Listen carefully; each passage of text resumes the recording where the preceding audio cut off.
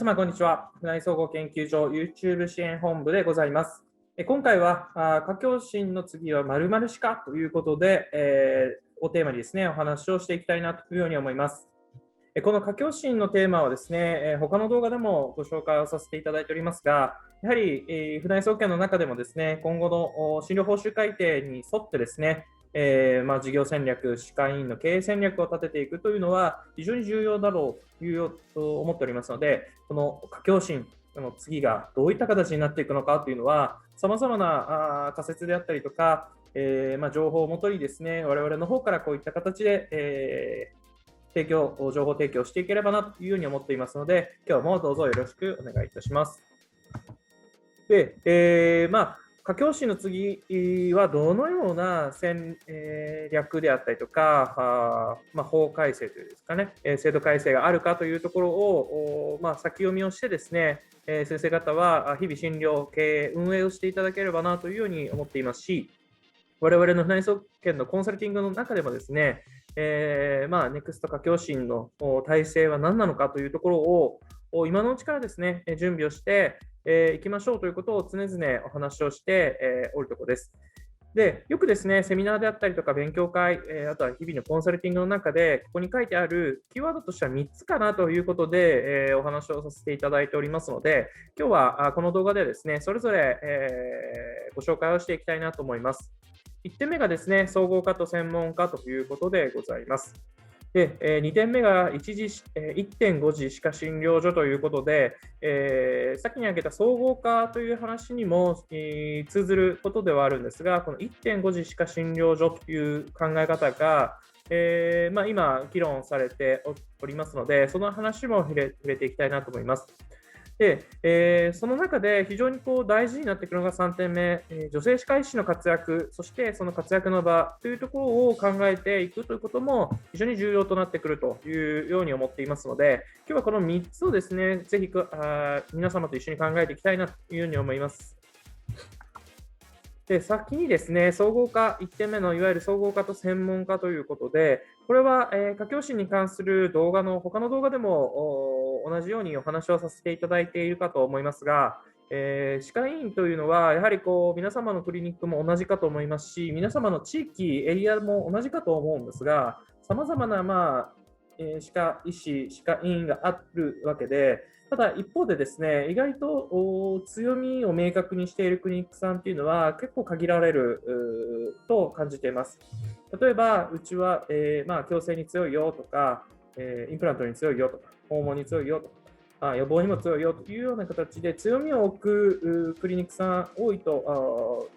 一部あるかとは思うんですけど、基本的に現場を見てみると一般歯科をされていて、ワンドクターで、衛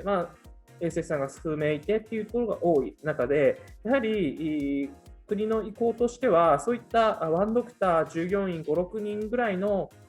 従業員数のクリニックさんっていうのは、どちらかというと専門性、この後ちょっとご紹介しますが、専門性を追求してもらいたいということを掲げているのではないかなということと、あとはやはりこの総合化していっていただくクリニックさんも作っていきたい。作らないと、一方で今後、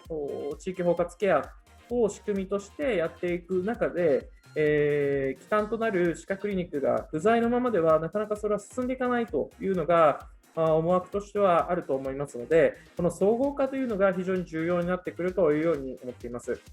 で、総合化って何かという話でいうと、ここに記載ありますが、外来診療を主軸として、訪問診療も両方が実現可能な体制であると。逆もしっかりですね、訪問歯科を主体としながらも外来もしっかり、予防のところまで、実践できているかというところが非常に重要であるということです。で、今、議論の中で、専門医、いわゆる総合化をして、複数のドクター、複数の衛生士さんが、在籍をしているクリニックさんの中で、例えば5人の歯科医さんがいたとしても、その5人が平均的にまんべんなく同じようなことができる体制を目指すかというよりかは、それぞれの個を尖らせたクリニック作り、例えば根治に強いドクターがいるとか、口腔外科が強いとか、そういったような専門性を持っているドクターが、在籍をしたりとか、一部、外部から招聘するような形、週に何日とか月に何回というような形を設けられるか否かというところも、一つ総合化に対してチャレンジしていくというときに外せないんじゃないかなというように思います。で、やはり衛生さんの数もですね、やはり10名程度、10名以上というのも一つ大事になってくるのかなというように思っています。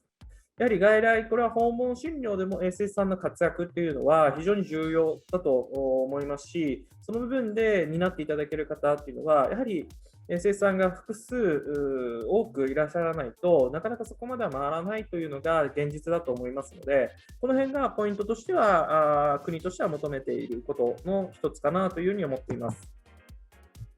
はい。そして、いわゆるですね、総合化、次に 1.5 次診療所化ということで、なかなか聞きなじみがない単語かなとも思うんですけども、いわゆる、家境診の次の形は 1.5 次歯科診療所というのも一つ案として出てきているのが現実でございます。これ何かというと、主に地域医療のハブ、先ほどの総合化というところの延長上かなとも思うんですけども、やはり日本の地域、地方ってなってくるとですね、人口も減ってきますけども、そこに対応できる医療機関、医療従事者っていうのも限られてくるというのが、想定、予想されている中で、やはり、ワンドクター、小型のクリニックではですね、なかなかそういった過疎エリアとか僻地というところに対しての歯科医療というのが届けられなかったりとか、届けたいと思ってもビジネス的にどうしても成り立たなくてですね、そこまで至らない、訪問はできないよというクリニックさんが多いのが、おそらく今も将来もだと思いますので、そういったところを担当していただく1.5 次歯科診療所というのを、いわゆる家境診の延長上、中型クリニックのモデル事例として、誕生させていきたいんじゃないかなというのも一つキーワードとしては出てきています。もちろん手術機であったり在宅への対応というのももしかしたら要件に入ってきたりとかというのは今の昨年2020年ですかね、2020年の診療報酬改定の時からより強調されている部分がやはり手術機であったりとか居宅在宅への対応ということになっていますので、そういったところが一つポイントになってくる可能性はあるなというように考えています。その中で、やはり歯科業界、皆様は歯科医院を経営されていて、ある程度ドクター数が、ドクターの1名体制でやっていく中で、多くの患者さんに指示をされていくと、やはり次の、担い手、ドクターが欲しいな、勤務していただきたいなと思うケースってあると思うんですよね。で、昨今はご存知の通り、歯科医師さんを仲間集めというのは非常に困難を極めておりまして、非常にですね、採用コストも上がっていますし、そもそも採用難易度が非常に高いというところで、その背景にはやはり歯科医師数の減少というかですね、合格者数が減ってきている、というのが大きいです。そして、一方でですね、これはもう女性歯科医師さん、学生さんの段階からですね、非常に多いわけで、今後どういった世界になっていくかというと、今まで以上に歯科医師採用というのは困難を極めますし、一方で男性、女性比率というのはもう女性のドクターさんが増えてくるということで、割と開業しないので、勤務医として、やっていただける方が多くなるんじゃないかっておっしゃられる経営者さんいらっしゃるんですけども、やはり考えなきゃいけないのは、国としてはですね、働き手は歯科じゃないケースも想定してほしいというのを非常に強く言っているのも印象的です。これは何かというと、先ほどのいわゆる 1.5 次診療所の話にもつながりますが、地域包括ケアを完結、遂行していこうとすると、やはり病院であったりとか、施設、保健所、そして自治体におけるいわゆる医療従事者であったりとか、有資格者が在籍していることがまずは望ましいということも一方で、あって、なかなかそのいわゆる民間、いわゆるクリニックではなく、働き手としてですね、そういった病院、施設、保健所のところに勤めようと思われる方も、おそらく多くなってきてしまうんだろうと。要は歯科医院では、一つのキャリア、働き方としては、やはり朝から夜まで、という決まりがあったりとか、というところがありますので、非常に自由度が低いという中で、他の民間、ところであれば、より有意義、自由度の高いような働き方ができるということもありますので、もしかしたらその女性歯科医師たちはそちらに流れてきてしまう可能性もあるというようなところがあります。ですので、この動画を見ていただいている経営者さん、先生方にとってはですね、いわゆる来たるべき、もう数年後かとは思いますが、いわゆるこの女性歯科医師さん活躍するフィールドであったり、働きやすい土壌作りっていうのは、今のうちからですね、絶対、整えておくべきだと思います。細かい、準備の戦闘論のような話はここでは割愛させていただきますけども、キーワードとしてはこのあたりも絶対重要となっていきますし、採用ができるか否かというところが、いわゆる総合化1.5次診療所化を目指すにはですね、絶対不可欠であるというように考えておりますので、皆様もぜひですね、こういったところを考えていただければなというふうに思います。そしてですね、この乗るべきなのか、今回の話に乗るべきか乗らないべきかというのは、結構大きな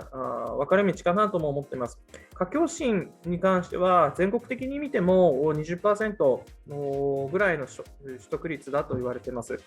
で、船井総研の場合は、船井総研のクライアントの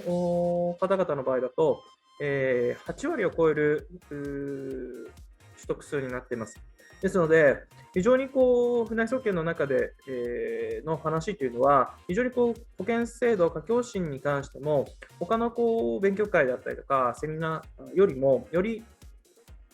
先行されている集まりかなと思っています。